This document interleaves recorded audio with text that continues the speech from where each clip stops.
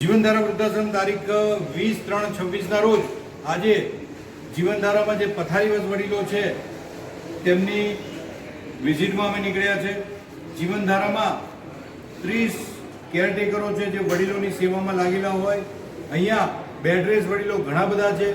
લગભગ અમારે રોજના 150 થી 200 ડાયપરોનો ઉપયોગ કરવો પડે છે.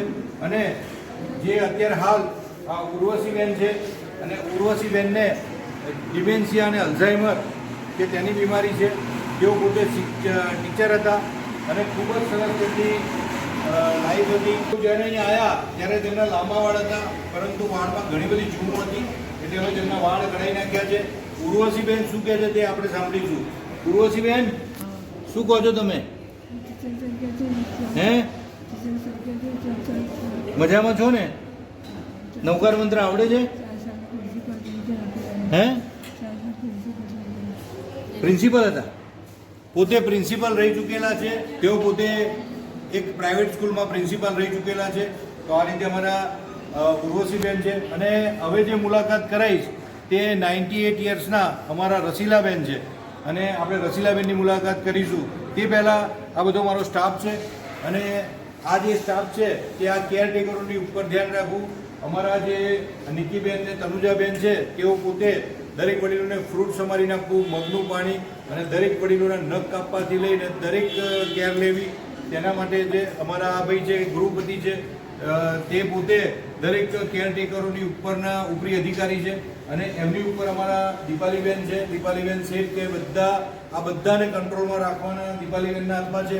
અને અમારા જે વૈશાલીબેન પટેલ કે વૈશાલીબેન પટેલ છે તેઓ પોતે દરેક વડીલોને મેડિસિનથી લઈ, ઓપરેશનોથી લઈ, આધાર કાર્ડ, આયુષ્યમાન કાર્ડ, જ્યાં જ્યાં જે જરૂર પડે વડીલોને એ બધું ધ્યાન અમારા વૈશાલીબેન રાખે છે.